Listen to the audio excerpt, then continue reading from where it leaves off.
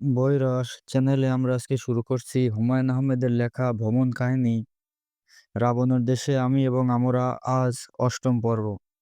তবে যদি কিছু থেকে থাকে তো এই: সীতাকে সত্যি যদি অপহরণ করে লঙ্কায় আনা হয়, তাহলে তার নামে কিছু জায়গার নাম লঙ্কায় থাকার কথা।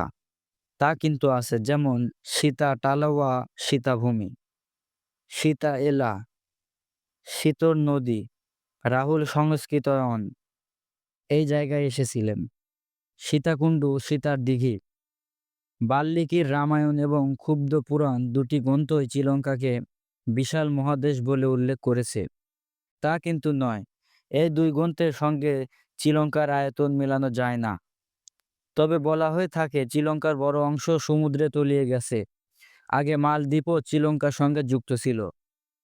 রাবণ সীতার রহস্য কোনো একদিন দূর হবে এই আশায় রইলাম। ইতিহাস চিন্তায় বিঘ্ন ঘটল। নিনিত জেগে উঠেছে, সে দুধ খাবে। একই সঙ্গে তার কান্না থামানো এবং তার জন্য দুধ বানানো দুরূহ কর্ম। ফিনল্যান্ডের মহিলা এগিয়ে এলেন। আমি তার কোলে নিহিতকে দিয়ে নিহিতের জন্য দুধ বানাতে বানাতে বললাম, তুমি আমার বাচ্চাটির এত ছবি তুললে, এখন তার কান্না সামলাচ্ছ, একবারও তো জিজ্ঞেস করলে না বাচ্চাটার নাম কি? মহিলা বিব্রত হয়ে বললেন, এর নাম কি? আমি বললাম, এর নাম নিহিত। নামের অর্থ গ্রেস অফ গড। অবাক হয়ে দেখলাম মহিলার মুখ পাংশুবর্ণ হয়ে গেল। সে বিড়বিড় করে বলল, এর নাম নিহিত? আমি বললাম, জি। ততক্ষণে নিহিতের মুখের দুধের ফিডার দেওয়া হয়েছে। সে কান্না থামিয়েছে। ফিনল্যান্ডের মহিলা অবাক বিস্ময়ে তাকিয়ে আছেন। এমনও কি হতে পারে যে তার নাতিটির নামও নিহিত? রহস্যময় প্রকৃতি মানুষকে নিয়ে নানান খেলা খেলে। এখানেও কোনো খেলা খেলছে। আমি মহিলাকে কিছু জিজ্ঞেস করলাম না। সব রহস্য ভাঙতে হয় না। শাওন গুরুদেহ দর্শন হয়ে ফিরছে। তার চোখ মুখ আনন্দে উজ্জ্বল। জেফ্রি বাওয়া যে চামড়ার চেয়ারে বসতেন, সেখানে সে নিষাদকে বসিয়ে ছবি তুলছে। লাইব্রেরি থেকে জেফ্রি বাওয়ার এক পাতা বই কিনেছে। সে হাত নেড়ে নেড়ে বসত বাড়িটি কতটা সুন্দর, কেন সুন্দর বোঝানোর চেষ্টা করছে। আমি মুগ্ধ হয়ে শুনছি, এরকম অভিনয় করলাম। একবার ভাবলাম শাওনকে যদি বলি, তোমার এই গুরু কিন্তু চিরকুমার এবং সমকামী। তারপর ভাবলাম দরকার কি এই প্রসঙ্গের কথা। যদ্যপি আমার গুরু বেশ্যাবাড়ি যায়, তদ্যপি আমার গুরু নিত্যানন্দ রায়। জেফ্রি বাওয়া কলম্বো শহরে ১৯১৯ সনে জন্মগ্রহণ করেন। ক্যামব্রিজ বিশ্ববিদ্যালয়ে ইংরেজি সাহিত্যে পড়াশোনা করেন ১৯৩৮ থেকে ১৯৪১। লন্ডনে আইনে পড়েন, ব্যারিস্টার হয়ে দেশে ফেরেন। আইন ব্যবসা শুরু করেন। হাতে কিছু টাকা পয়সা আসতেই লুনুগঙ্গায় তিনি পরিত্যক্ত রাবার বাগান কিনে নেন।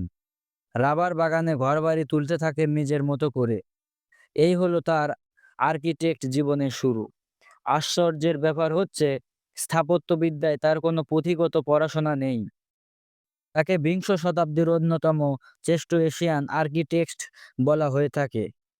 তিনি সাস্টেইনেবল আর্কিটেকচার শুরু করার অনেক পরে স্থাপত্যবিদ্যায় সাস্টেইনেবল আর্কিটেকচারের ধারণা আসে। বাওয়া ডিজাইনের বিশেষত্ব হচ্ছে ভেতর এবং বাইরে মিলিয়ে দেওয়া, বাসস্থানকে প্রকৃতির অংশ করে নেওয়া। মারা যান ২০০৩ সালে। নিজের ডিজাইন করা স্বর্ণচারণ লুনুগঙ্গায়। সন্ধ্যা মিলিয়েছে। আমি হোটেল রুমের বারান্দায় বসে আছি। বারান্দা থেকে সুইমিং পুল, নারকেল গাছের মাথার ফাঁকে সমুদ্র দেখা যায়। রুম সার্ভিসে চায়ের অর্ডার দেওয়া হয়েছে। চা এখনো আসেনি। দুই পুত্রই সারা দিনের পরিশ্রম পর ঘুমাচ্ছে। সহজে তাদের ঘুম ভাঙবে এরকম মনে হয় না। সেহরি এবং নাজমা ভাবিকে হাত ধরাধরি করে সুইমিং পুলের পাশ দিয়ে হেঁটে যেতে দেখলাম। মনে হয় সমুদ্রের দিকে যাচ্ছেন। স্বামী স্ত্রীর ভেতর যত বৈরী সম্পর্কই থাকুক, বিদেশে তা প্রকাশ করা হয় না। বিদেশে সখী ধরো ধরো অবস্থায় থাকে। চা এসেছে। শাওন টিপট থেকে চা ঢালছে। আমি সিগারেট ধরালাম। শাওন আরো চোখে দেখলো, কিছু বলল না। দেশের বাইরে বেড়াতে গেলে আমার উপরি পাওনা হলো বিনা বাধায় সিগারেট ফোঁকা। শাওন রাগারাগি করে ভ্রমণের আনন্দই নষ্ট করতে চায় না। সারা জীবন দেশের বাইরে থাকতে পারলে মন্দ হতো না। পায়ের উপর পা তুলে সিগারেট টানা। শাওন বলল, আমি ছোট্ট একটা ভুল করেছি, ভুল শোধরাতে চাচ্ছি। কি ভুল? পুরো ট্যুর প্রোগ্রাম আমার করা। এটা ভুল হবে কেন? তোমার নিজের তো কোথাও যেতে ইচ্ছে করতে পারে। এখন সময় আছে, বলো, বিশেষ কোথাও কি যেতে চাও? আমি চেয়ারে সোজা হয়ে বসতে বসতে বললাম, চাই। কোথায় যেতে চাও? লেনামা মাউন্টেন। সেটা কোথায়? পূর্ব শ্রীলঙ্কায়। জায়গাটার নাম পানামা পাটু। ঘন জঙ্গলে ঢাকা একটা জায়গা। জঙ্গল ভর্তি বন্য হাতি ও লিওপার্ড। ওখানে কেন যেতে চাচ্ছ? ঘটনা আছে। ঘটনা আগে বলো। আমি ইন্টারনেটে বসি, ড্রাইভার দিয়েগোর সঙ্গে কথা বলে দেখি কিভাবে যাওয়া যায়। আমি আয়োজন করে ঘটনা বলা শুরু করলাম। শাওন চোখ বড় বড় করে শুনছে। দেখে দেখে মনে হচ্ছে সে যথেষ্ট আনন্দ পাচ্ছে। যে আর টলকিনের নাম শুনছে না। হবিটের নাম শুনছো? না। হবিট হচ্ছে হবিট হচ্ছে যে আর টলকিনের উপন্যাসের চরিত্র। এরা সম্পূর্ণ আলাদা মানব শ্রেণী। 3 ফুট উঁচু, এদের নিজস্ব ভাষা আছে, সংস্কৃতি আছে। দেখতেও মানুষের মতো। লর্ড অব দ্য রিং ছবিটা তো দেখেছো? হ্যাঁ, দেখেছি। একসঙ্গেই তো দেখলাম। সেখানে হবিট আছে, মনে পড়ছে? হ্যাঁ, মনে পড়েছে। শ্রীলঙ্কায় জঙ্গলের সঙ্গে হবিটের কি সম্পর্ক? আমি সাবধানে আরেকটা সিগারেট ধরাতে ধরাতে বললাম, হবিট কোনো কাল্পনিক বিষয় না। নৃত্যবিদরা এখন মনে করছেন পৃথিবী একসময় সত্যি হবিট ছিল। বলো কি? ইন্দোনেশিয়ার লিয়াং বুরাও গুহায় খর্বাকৃতি মানুষের কিছু কঙ্কাল পাওয়া গেছে। নৃতত্ত্ববিদের মাথায় চুল ছেঁড়ার অবস্থা। এদের বলা হয় ইবু গুগো। নৃতত্ত্ববিদরা এদের নাম দিয়েছেন হোমো ফ্লোরেনিস। হোমোরো মহাকাব্য, ইলিয়েট এক জাতির কথা বলা হয়েছে যারা সবাই বামুন।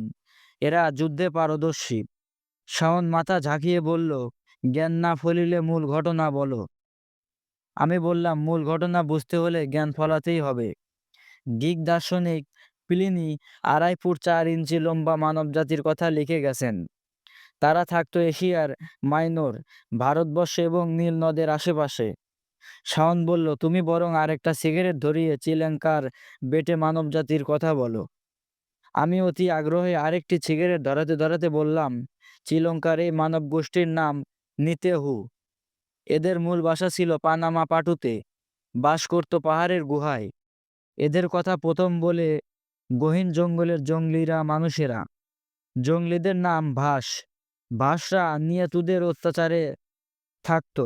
নিয়াতুরা ভাসদের শুধু যে খাবার চুরি করতো তাই না, সুযোগ পেলে জঙ্গলি মেয়েদের ধর্ষণ করত। নেতেইউরা পাখির মতো কিচিরমিচির করে নিজেদের মধ্যে কথা বলতো। ভাসরা তাদের কিছু কথা বুঝতে পারত। নেতেউরা সাহসী ছিল, তবে কুকুর এবং বন্য মহিষ ভয় পেত। ভাসরা এক পর্যায়ে অতিষ্ঠ হয়ে কুকুর এবং তীর ধনুক নিয়ে এদের আক্রমণ করে। নেতেউরা যুদ্ধে হেরে গিয়ে গুহায় আশ্রয় নেয়। তারা তাদের শিশুদের 2 হাতে উঁচু করে এদের জীবন রক্ষার আবেদন করে। বাদশাহ কোনো কথাই শোনেনি। গুহার মুখে 3 রাত 3 দিন আগুন জ্বালিয়ে সবাইকে হত্যা করে। শাওন বলল, ঘটনা কতদিন আগের? বেশি না, মাত্র 200 বছর আগে। অদ্ভুত তো, এত কিছু জানলে কোথায়? আমি বারেক্কি ভাব নিয়ে বললাম, প্রদীপ জয় তুঙ্গা নামের এক স্কলার এদের ওপর থিসিস করেছেন। থিসিসের নাম the hobbits of Sri Lanka an analysis of the legend. ড্রাইভারকে খবর দিয়ে আনা হয়েছে। আমরা পানামা পাটু যেতে চাই। শুনে সে চোখ তুলে বলল, সেটা তো ভয়াবহ জঙ্গল। পুরো জঙ্গল ঘেরা আছে হাই টেনশন ইলেকট্রিক তার দিয়ে, যাতে বন্য হাতি বের হতে না পারে।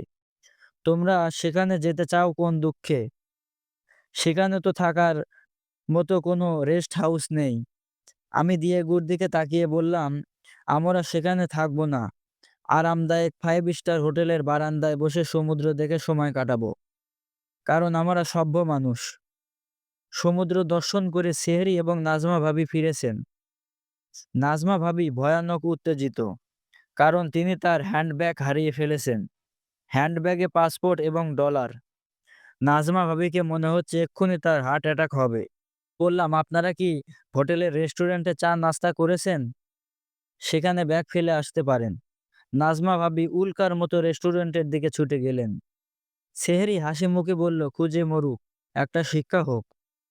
শাওন বলল, বিদেশে পাসপোর্ট ডলার হারানো তো ভয়ঙ্কর ব্যাপার। সেহরি ভাই, আপনি এত নিশ্চিন্ত কেন? সেহরি মুচকি এসে বলল, ব্যাগ আমি লুকিয়ে রেখেছি, উচিত শিক্ষা।